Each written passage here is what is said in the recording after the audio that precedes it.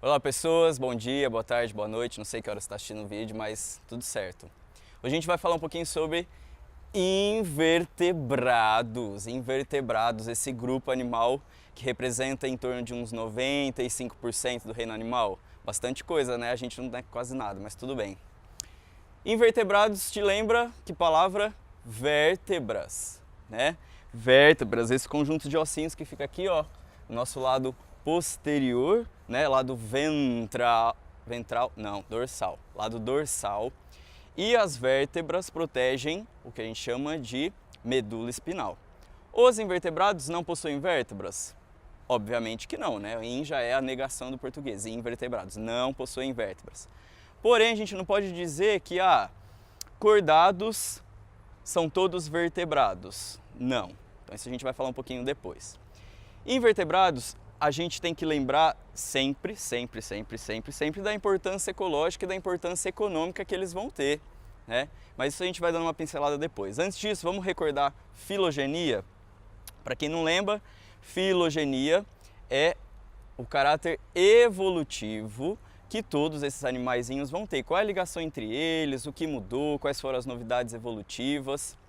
Antes da gente começar pelo primeiro grupo, a gente tem que pensar quem foram os ancestrais comuns dos invertebrados. Mais provável que seja os protozoários, né?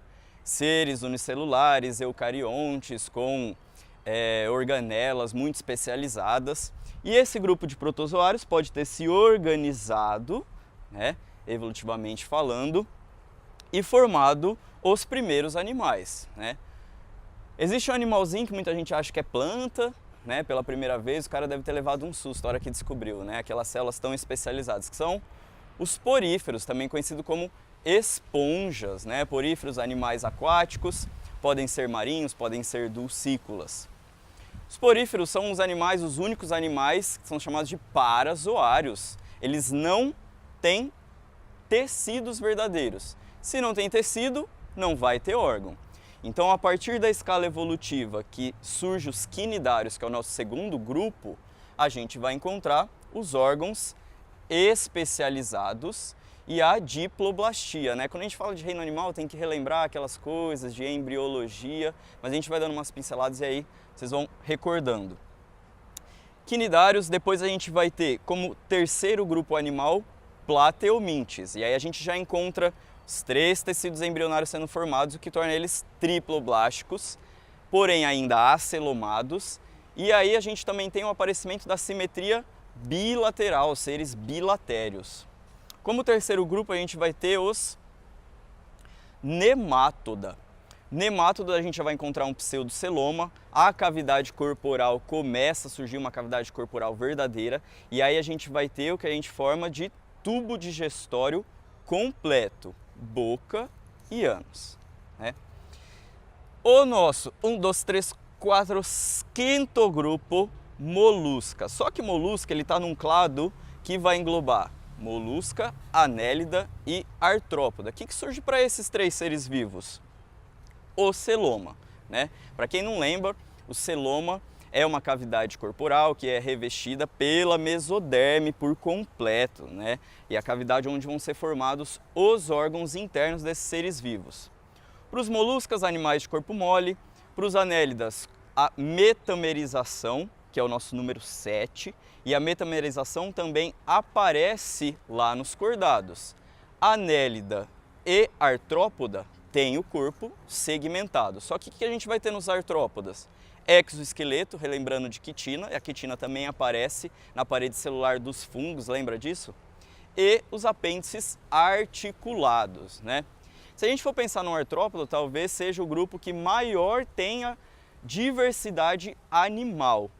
Lembrando que a diversidade ela vem dentro do ambiente que esses animais vão evoluir e também em relação à genética, né? Reprodução sexuada, crossing over, aleatoriedade na metáfase durante a divisão celular. Então tudo isso vai favorecer, além da mutação, favorecer a diversidade desses seres vivos que vão estar sujeitos à pressão ambiental, né?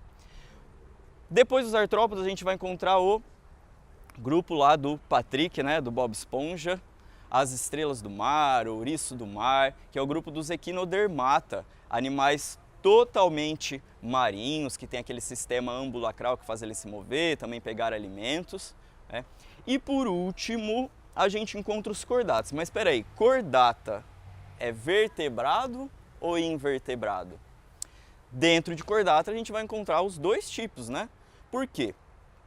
Anfioxo, assídia e peixes-bruxas são os invertebrados dentro de cordata.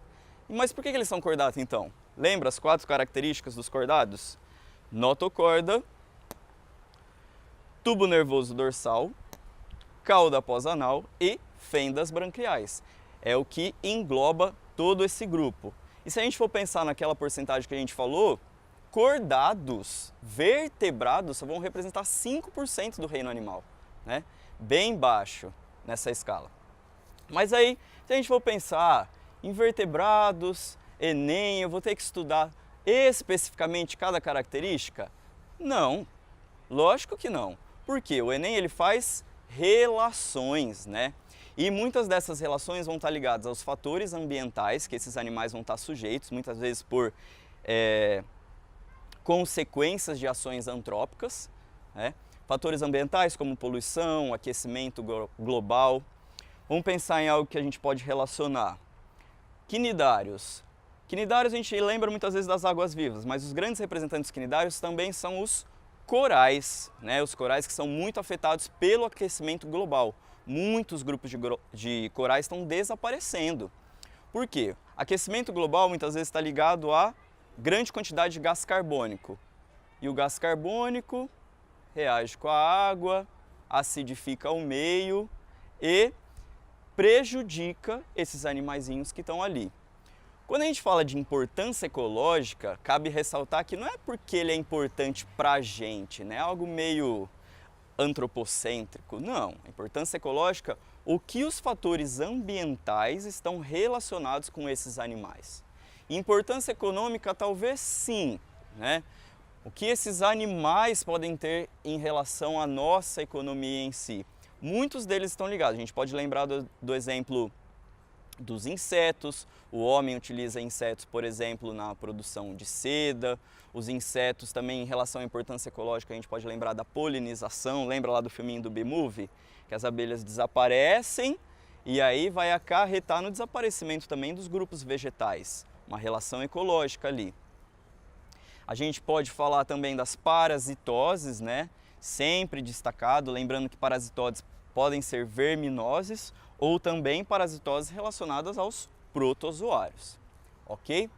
Então, invertebrados é um grupo bem extenso, mas se a gente for pensar no Enem, as características específicas em si não são tão cobradas. Então, a gente tem que pensar qual é a relação desses seres com o todo, né? Tá tudo ligado, como sempre. Espero que vocês tenham gostado e bons estudos!